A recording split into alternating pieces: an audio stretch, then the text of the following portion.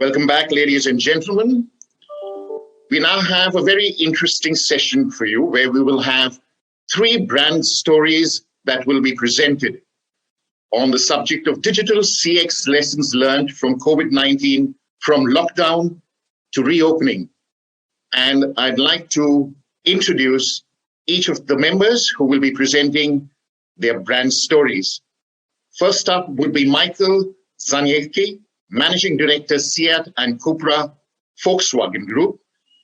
He will be followed by Antoine, Rostworowski, Deputy Director General, Programs and Services, Airports Council International, Canada. And the final brand story will be presented by David Burns, Group Executive, Global Business Services, Telstra. And for the first brand story, I hand over the floor to Michał. Thank you so much. Thank you guys for having me here. I decided today to show to you not necessarily the customer experiences list that we've done throughout the pandemic, but the approach to shaping and designing the customer experiences that work under any conditions, including the pandemic.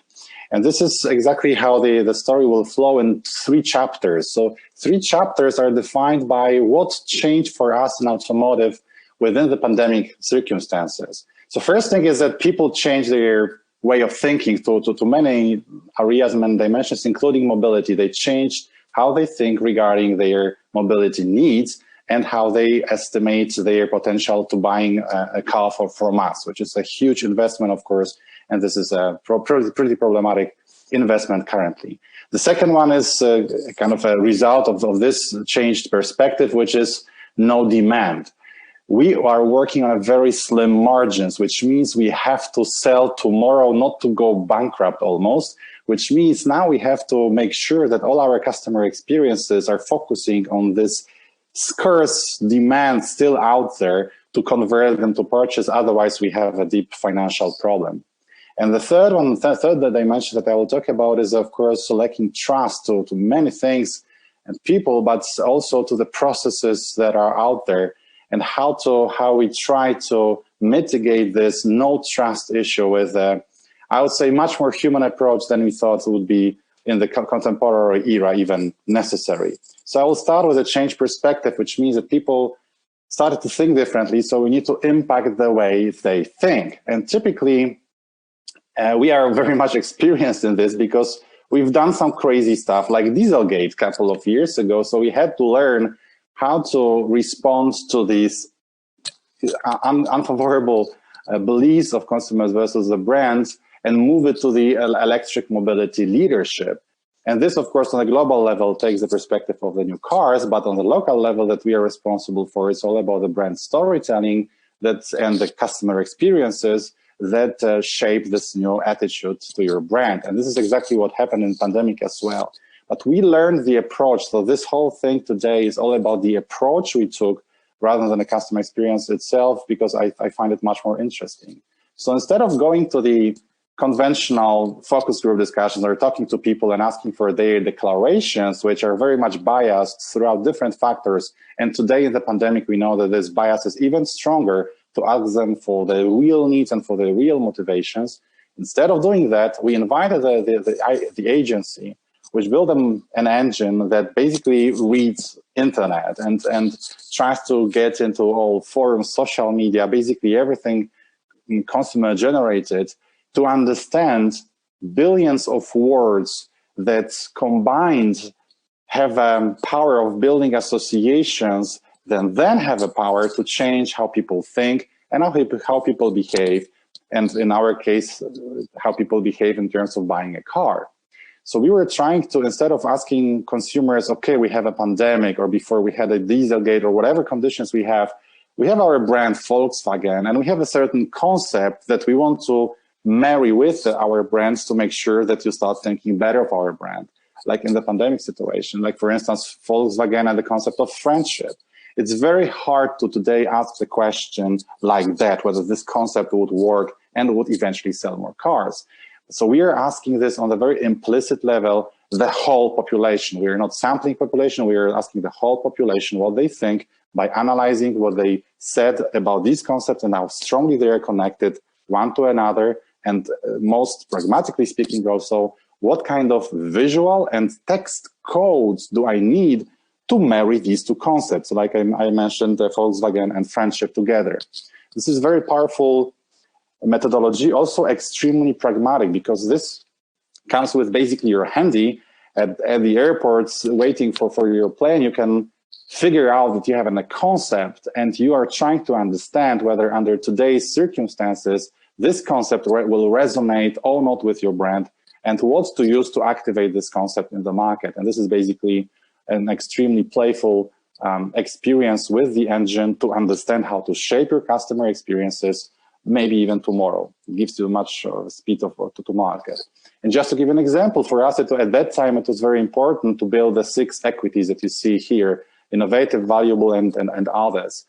And analyzing these billions of words and associations, they tend to form clusters, semantic clusters, and activation clusters, if you will, that were new to us and not very directly associated, not that much at least.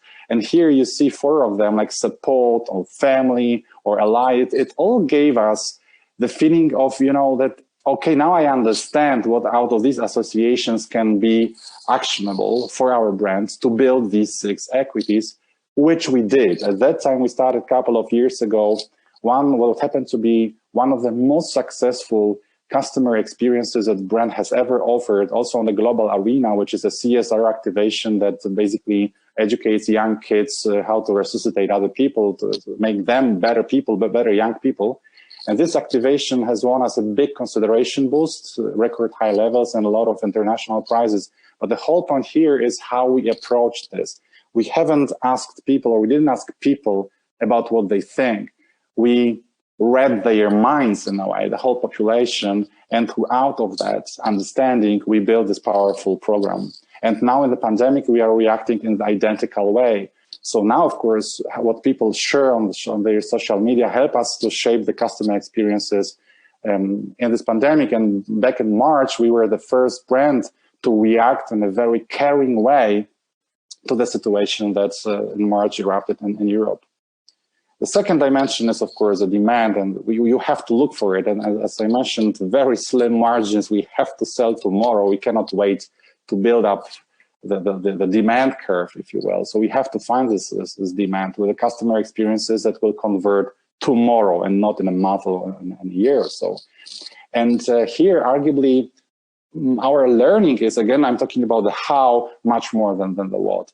Here, for us, what worked is context much more than the content itself. It was a kind of a revelation for us as well, but it did work fantastically. And of course, because of the lockdown, you are kind of doomed to have your focus much more on the digital customer journey, much more on the customer journey, which is all about digital experience, social experience, if you will. And I'm presenting here just one example, which is insultingly simple and very provocative, which is on the left-hand side, you see the execution, which I call digital customer experience, because it's a hyper-targeted message with the content consumers wanted to see.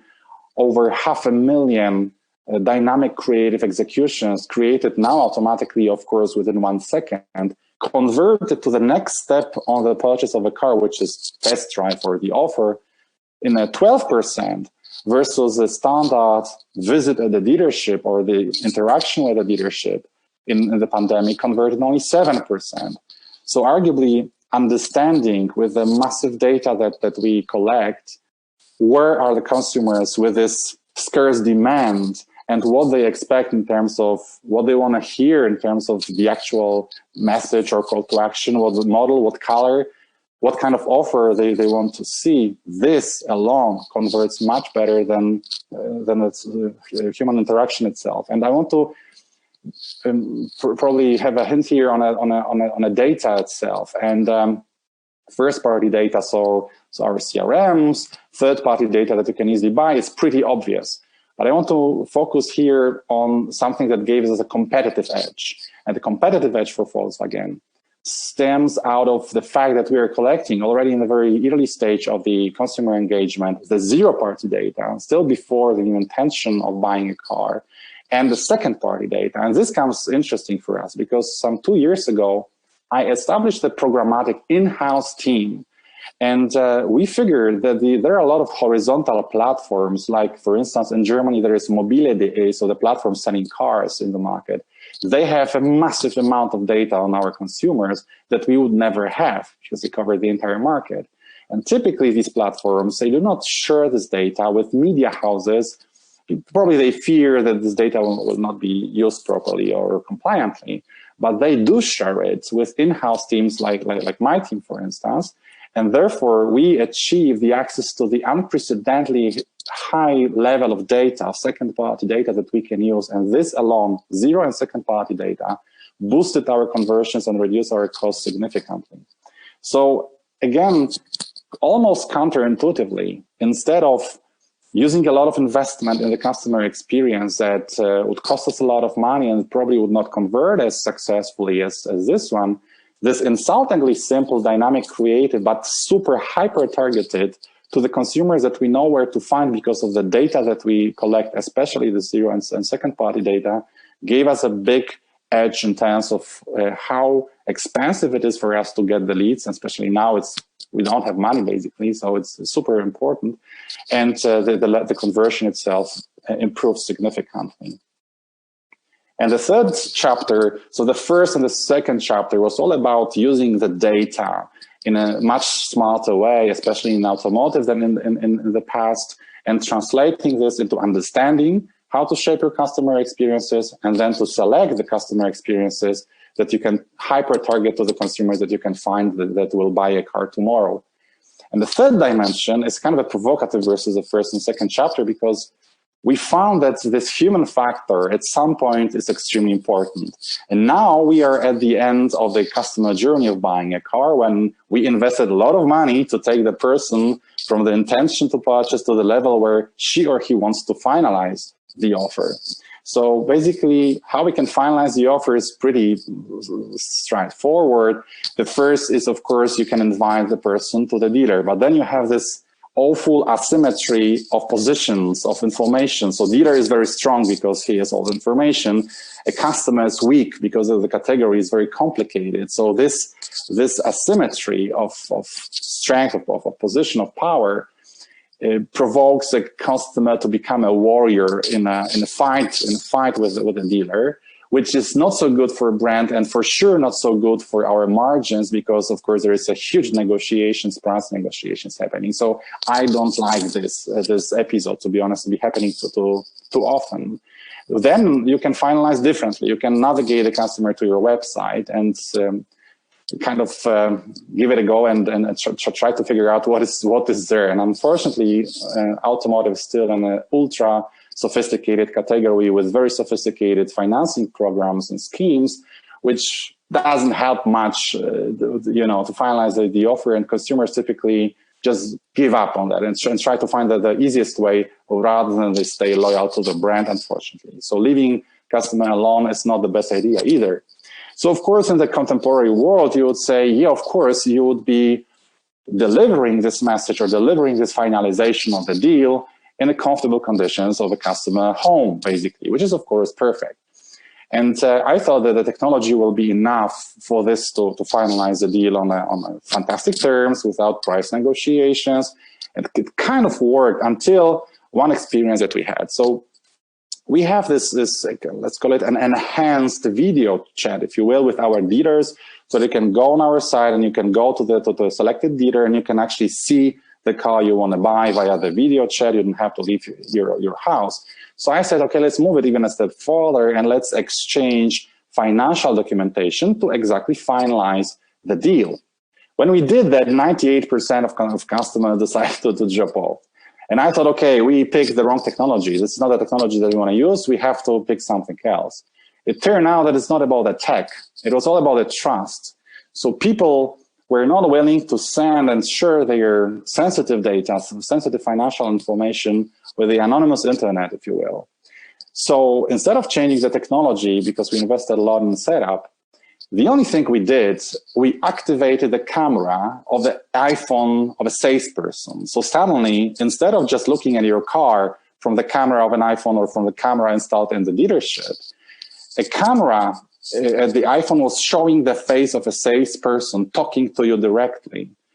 And that trick exclusively and only reduced the drop-off to the natural level and catapulted our conversion rates exponentially. So it was the only element that changed. Technology stayed, but the human factor was much more helping us to convert to the final decision process. In the comfort of your house, you talk still to a human being and you finalize on a much better margin level than we used to have.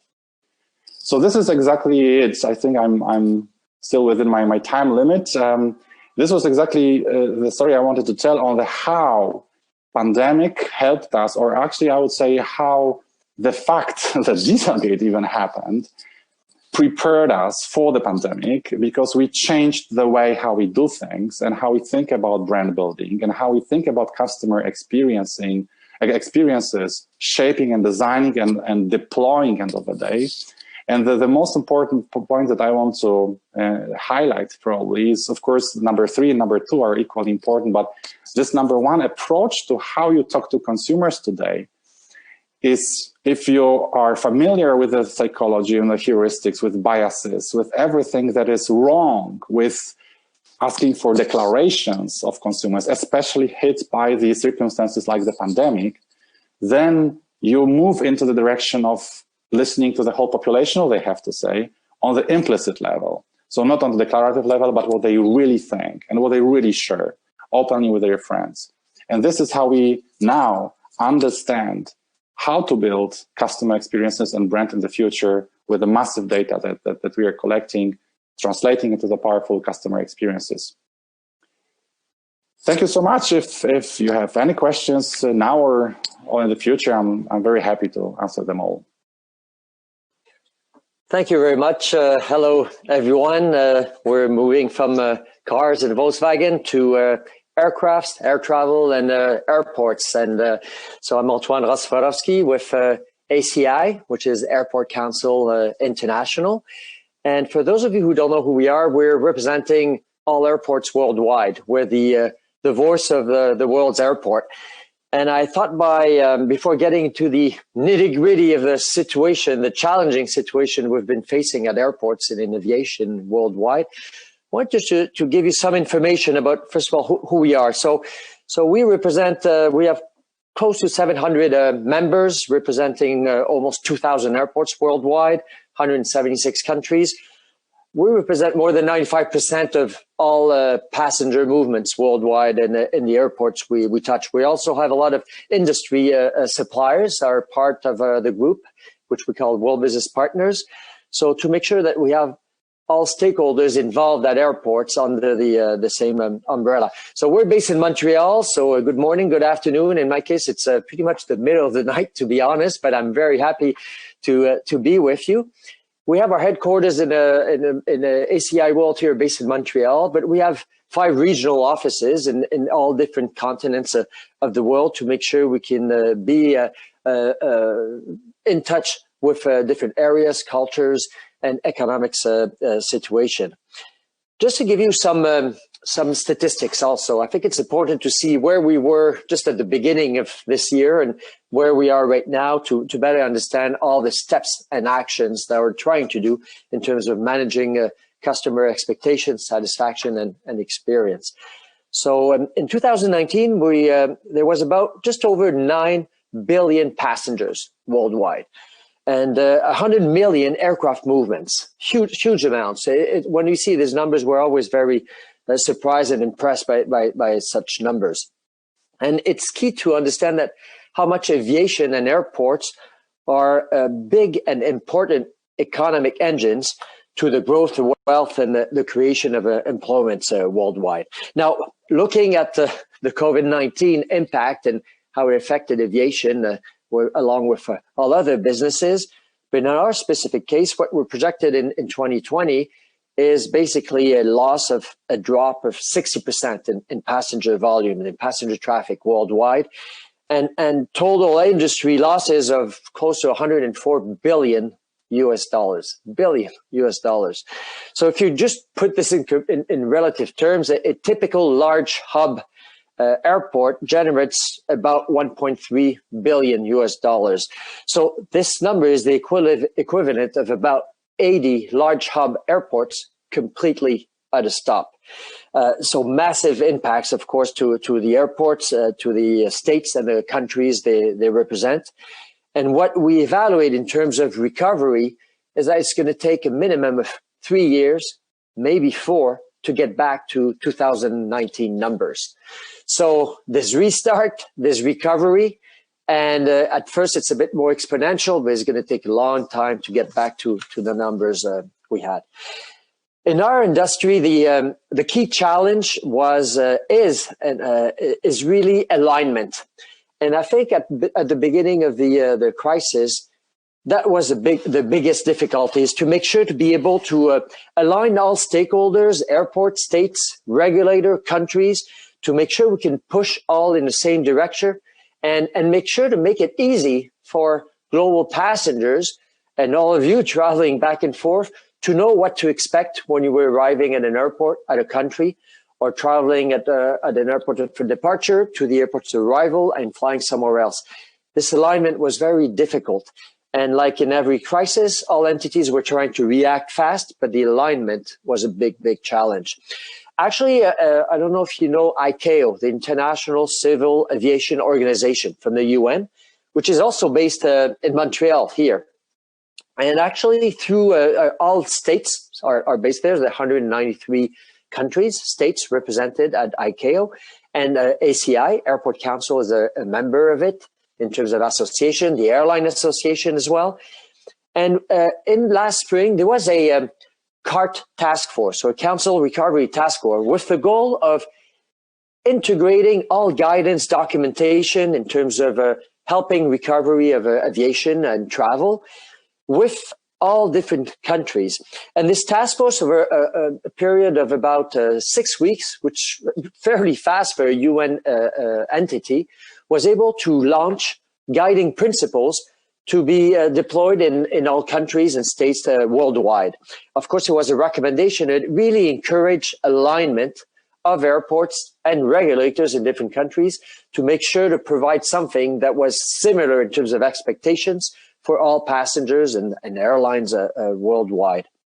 So there was a lot of guidance documents that were done like this. We also launched, in terms now moving towards more passengers, client perspective, we needed to start reassuring the traveling public. So the alignment definitely helps. And what we launched at Airport Council International for airports was an airport health accreditation. So airports were able to go through a checklist that we would validate with them in terms of this guidance and alignment of global industry recommendation in terms of health measures. Would it be in terms of social distancing, increased hygiene, cleaning, testing, or different processes that would be deployed at the different touch points of airports. So actually, this health accreditation is now deployed in more than 141 airports worldwide.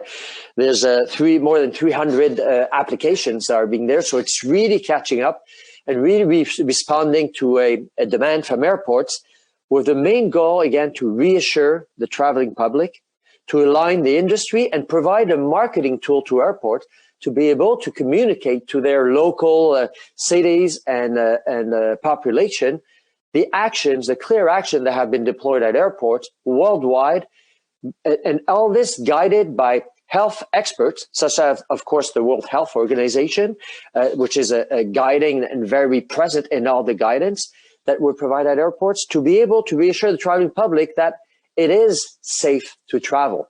Now, the biggest challenge nowadays, of course, when you're looking at travel, doesn't seem, from different surveys we have, doesn't seem from a client perspective to be really the flight itself, the airport process of the flight itself.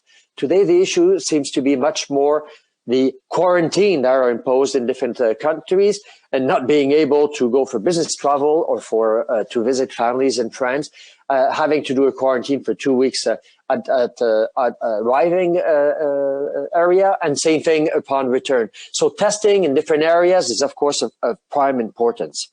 Now, within ACI, we have a very strong product to measure customer, client, passenger satisfaction and experience, which is called the ASQ, the Airport Service Quality Surveys, where we do surveys in lots of airports worldwide in about 80 countries. And this provides us a great amount of feedback about passengers and what are key drivers of satisfaction. And of course, providing a voice to passengers. And during the time of crisis like the COVID, of course, it becomes even more important to validate expectation of passengers and being able to adapt the service and the communications to best reassure them or provide them the information they want. So certain key figures that came out were, first of all, in terms of airport cleanliness, especially washrooms, which was always a key trigger of satisfaction, but of course, even more during this time of the COVID. There was also, of course, the importance of feeling safe and secure while processing for the airport. And we noticed a much more enhanced demand on the importance of wayfinding. Passengers didn't want to dwell too much at the airport. There was a big reduction. There is a big reduction in dwell time at airports. And wayfinding is becoming even more important from a passenger feedback to be able to best direct passengers in throughout the touch points, but especially in those additional types of health-related checkpoints and validation at departures and arrivals. We saw in the Q1 of this year, of course, a drastic drop in satisfaction at airports, which kind of came back a little bit in Q2 and in Q3, even though passenger volumes are very low. What we noticed, and this is maybe one of the rare opportunities as part of a big crisis like we're living through right now, there's an opportunity actually to accelerate the use of technologies, especially touchless type of technology, to be able to deploy something where passengers have less interaction either with others or in touching different machines. So touchless technologies such as different self-service device provide an opportunity actually for accelerating the deployment of it. And also we noticed through our surveys a much more openness from passengers to try new technologies. Usually change is always a big challenge, especially in deploying new types of digital types of technologies. And we see this crisis providing an opportunity actually to accelerate such type of changes and providing different choices to passengers throughout the process. What we did also in terms of adapting to the information we're collecting in terms of passenger satisfaction and experience, we added in our survey in Q4 additional hygiene-related questions. So, of course, to measure even more what passengers are expecting, but also how they're perceiving the different steps and processes that have been deployed at airports. So that's coming in Q4, and it's going to be very helpful in moving forward. Because one of the key principles that we have, and we heard it a little bit from the previous speaker from Volkswagen, was we need to have database decision making. And we're collecting a lot of data within Airport Council International, but as well at each individual airports. And making sure to have this data and making it through business intelligence to make better decisions based on data and moving away from just perceptions. We want to make sure also in terms of key principles that airports and measures at airports, and we see this as well from passenger feedback, requirements at airports have to be a mirror of what other types of infrastructure are requiring in terms of processes. For example, it wouldn't make sense to enforce social or physical distancing at an airport if this is not the case in the public transport, trains, buses, metros, bringing passengers to the airport. It has to be something that follows what's required in the local city, state, or province. We have to make sure also that all required measures are based on are outcome-based and risk-based. It's very difficult to deploy different measures relating to hygiene and being able to better process passenger and reassure them, but have a magic silver bullet that can be deployed in the same way in every city and airport. It has to be different measures that can be adapted to the different realities of airports, of different cultures and different areas and different state of the pandemic and how recovery is being taking place. We have to look also as key principles at true health specialists in terms of guidance and requirements and how they evolve over time. Again, 6 months ago, 4 months ago, 2 months ago, and today, the situation has evolved and is not the same in different areas of the world. And we want to make sure that requirements and measures adapt and are reflective of key guidance of the World Health Organization or other key health experts out there. So at this stage, like I was saying at the beginning, the key focus for passengers to be able to really get a significant restart is to replace quarantine by various approach on testing.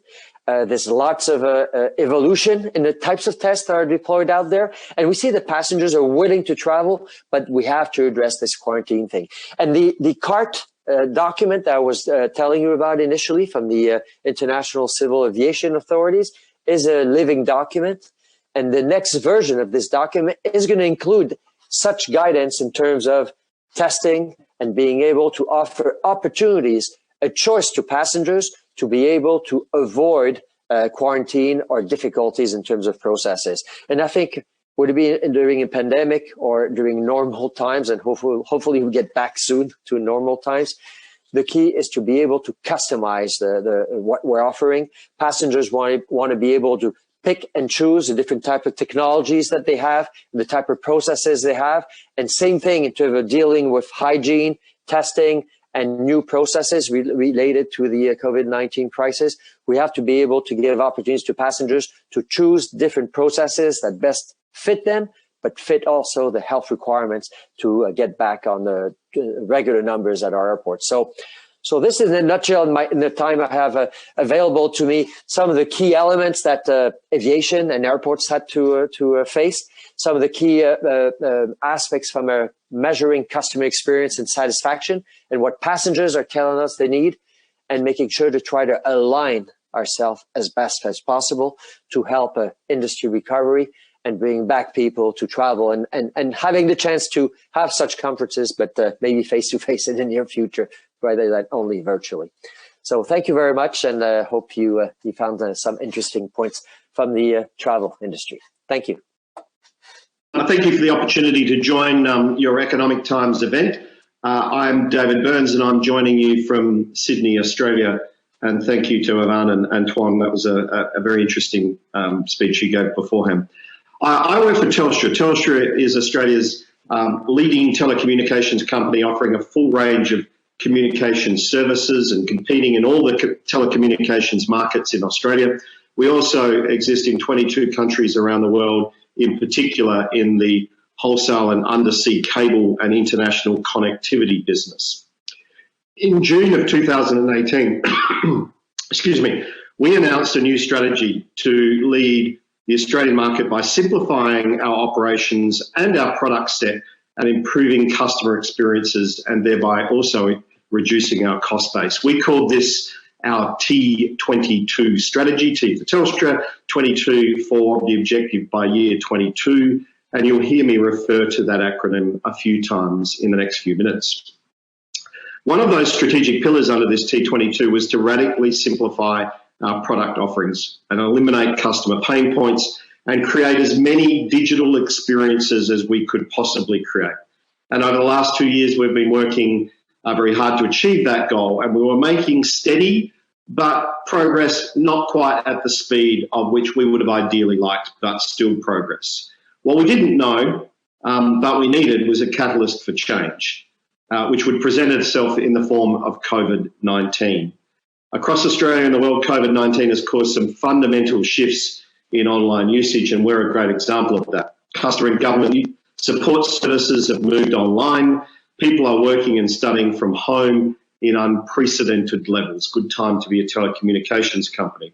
Telehealth is becoming the norm for medical consultations now, and online shopping is so prevalent that the postal and courier dispatch chains are struggling under the weight. And one of the things we comment on here in Australia is we've learned from COVID is the name of our local postie. It's also accelerated digital adoption for Telstra and our customers because of the work we've done in the earlier part of T22, that we were in many ways ready for this event. And new core capabilities that we established as part of that T22 strategy have meant we could fast track some of that digitisation and the automation to our tools and move customer inquiries online, moving the need for many customers to call us at all. So now customers are connecting with us through self-service and online tools such as synchronised messaging. And in fact, before COVID came in March here, around 50% of customers contacted us through digital needs. That has now moved to more than 70%. We've also seen more than 4 million of our customers download what we call the My Telstra app, our digital interface, during COVID in a period of less than 8 weeks, and the rapid utilisation of that app. So what we've been trying to achieve in many years prior to that was accomplished in just a few months and has been satisfying, but it's not been without its issues. One of the things we've often commented on is to transform, you need great technology and you need a mindset willing to change. What COVID has helped us with is that mindset, both with our customers, our employees, and our partners. One of those negative consequences of COVID, though, has been, other than obviously the challenge on our health and safety and the terrible loss of life around the world, has been the impact on our workforce capacity. And this has been particularly significant in locations such as India and the Philippines, which have gone through much stricter lockdowns than most of our resources here in Australia, and have been like that for many months. And as many of you know, in the space of only a few days, many of our call centres and our operations ground to a complete halt in those locations, including in Australia. And these challenges forced us to think differently about customer service, enabling our Australian call centre workforce to work from home and accelerating our digital engagement with our customers. And so by providing those customers with the capabilities to resolve inquiries using our digital self-service tools or via messaging, we were able to free up the capacity to support customers who had more complex inquiries over the phone, to speak to those who are not as comfortable using tools. We often describe that the way we execute for Telstra is we have 3 vital organs of execution: India, Philippines and Australia, and we had to use those a little bit differently to how we had traditionally done so. We've been able to re-establish many of those processes and support services with agents working from home, including some temporary recruitment here in Australia. But customer understanding of this tolerance has been fleeting and often changes. Initially, we were seeing during the significant lockdowns and restrictions in Australia that the majority of our customers were incredibly understanding of the situation with many global companies were facing, because they could see all of the impact around us. But over the months of the pandemic, the majority of Australian states have reopened. We've only got one state or city in Australia which is still in some form of restrictions. Otherwise, the majority of life in Australia is reasonably normal, not normal, but reasonably normal. And so when they are working in what is that closer to normal surroundings, that level of tolerance, if you like, just wanes a little. And so they struggle to comprehend situations that are far away in countries. And as I said, as Australia has opened up, that frustration has been placed upon us. The situation for us continues to improve daily. It was highlighted again that telecommunications deserves to be classified, in our opinion, as an essential service, given the world's increasing reliance on it for education, work, health, and the whole running of the world's financial systems in this way. As well as being a connective tissue during this lockdown period, telecommunications and digitalisation to us will be crucial for our future prosperity, and we're testing that right now. For us, there is no doubt that this is a time to also be thinking differently about our customer service in the future. One of the things we've implemented temporarily to help us through this period, and what can we make permanent? We made lots of little changes, and we know that we are not ever going back to how it was beforehand. We know that it's critical to continue to invest and accelerate in our digital engagement, including for us, messaging is a critical component. It'll give us more capacity for customers who want to call us for more complex support, and also for those Australians, as I said, who are not as comfortable with digital tools. It will mean over time that we need smaller call centres for our consumer and small business customers in particular. And in fact, our aspiration, which we published recently, is by the end of our T22 program, we will have all inbound calls for this customer set to be managed locally within Australia. This in turn will enable our Philippines and India teams to continue to support the digital experience and our digital development. Since the start of COVID, our primary focus has been also on protecting the health and safety of our employees, helping our customers and communities stay connected, and contributing to the national response here in Australia. We've also been very cognizant of our role in the community and the responsibility we have as one of Australia's largest companies to the communities in which we operate. And so to our customers, for those who are experiencing financial hardship, and to those living in increased situations of domestic violence, to those who are in lockdown buildings and employees, and those who work and those who help perform work for us, we had to respond. And for Telstra during COVID, that sense of responsibility showed itself in many things and many ways in the interests of our people, our customers, and our economy. They included suspending all job reductions, a program that we've needed to undertake. We supported casual workers. We brought forward CapEx spending to create opportunities and work. We created relief programs for small business and customers, and provided unlimited data allowances for fixed broadband and mobile customers during these challenging times. We are all very isolated in our homes, no matter where we are around the world. We, Telstra, passed a milestone just last week of 6 months of the entire company working from home. And so staying connected through phone and internet services has never been more important than today. We've helped since March around 2.6 million customers stay connected during the COVID through this range of initiatives. We were the first major Australian company to introduce a new global epidemic and pandemic leave policy for our employees, and we also included paid leave for casual employees, something we'd never done before.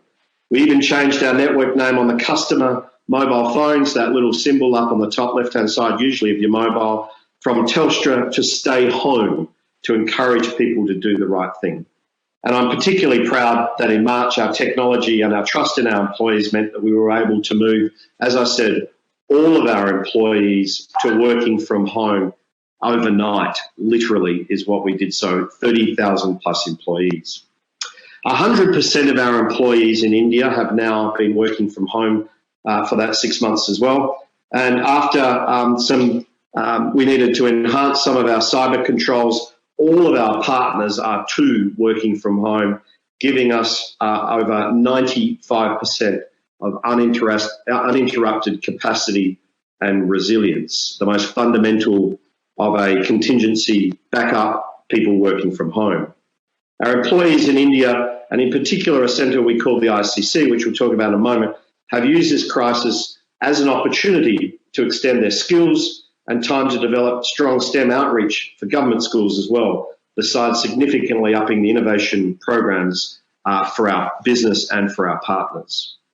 For us, this T22 strategy will continue to provide the roadmap and to assure we are a sustainable business for the very long term. And part of that long term will be how we continue and the way we work in India. Telstra has had a presence in India since the 1990s. When we first launched the first of India's mobile networks in a JV with BK Modi, and more recently through our partner presence, subsea cables, and our ventures in that country. Our India partners are, as I said earlier, a vital organ to Telstra's success.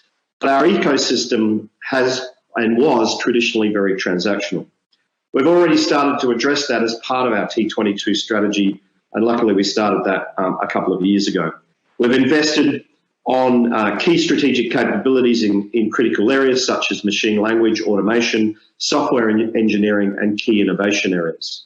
As part of that, we saw redress. Telstra opened the doors of what we call our Innovation and Capability Centre, or the ICC, based in Bangalore, and we opened its doors in July of last year.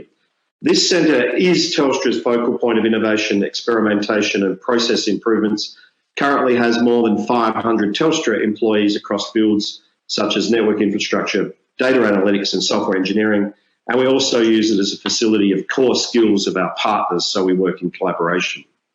We stand out from other local captive centres because our ICC employees are more than the deployment specialists. They are the solution and process owners and the experts in our field, and we want that leadership to be based out of the country, not based out of Australia. COVID showed us that we need to bring our partners even closer, make them part of our execution and thinking, and particularly as we transform Telstra through this T22 strategy, and COVID has only but accelerated that. We know we need to have one strategy, that we're all aligned behind it, and we can leverage the skills and knowledge of our partners to create this together. And it is clear to us that COVID will remain with us for some time. This is a marathon, not a sprint. However, we will need to adapt and deal with the challenges that this brings. Rather than thinking about post-COVID, what will it look like, as only a recovery, and considering how to get back to the way things were, we see this as an opportunity to grow the economy in the long term and build an even stronger company, to best support our customers, people, and deliver upon our returns to our investors. And so as the COVID crisis goes on, we continue to adapt and embrace to our new reality and and harness the opportunities that come with this rapid change. The opportunity for change to me is a gift that comes with this. There's not many gifts that come with COVID.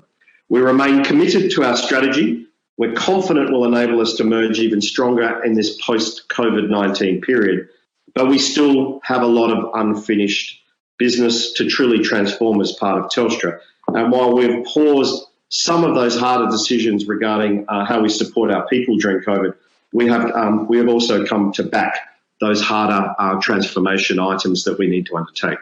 And so as we continue to work through this extraordinary year and into the 20s, we must never lose sight of the fact that how we do things is just as important as why we do things. So we do see this as an opportunity for continuing that change, for accelerating that change, and with outcomes that will only be for the better for us. Thank you for your time. Hope you enjoy the event, and let me hand you back to your MC, and bye for now. Thank you, David. That was some fantastic insights that you gave us into what Telstra is doing. Thank you for your brand story. Thank you for taking time off your busy schedule. No questions as of now from the audience, but if we do have any, we'll have them sent across to you offline. We wish you and Telstra the very best going forward.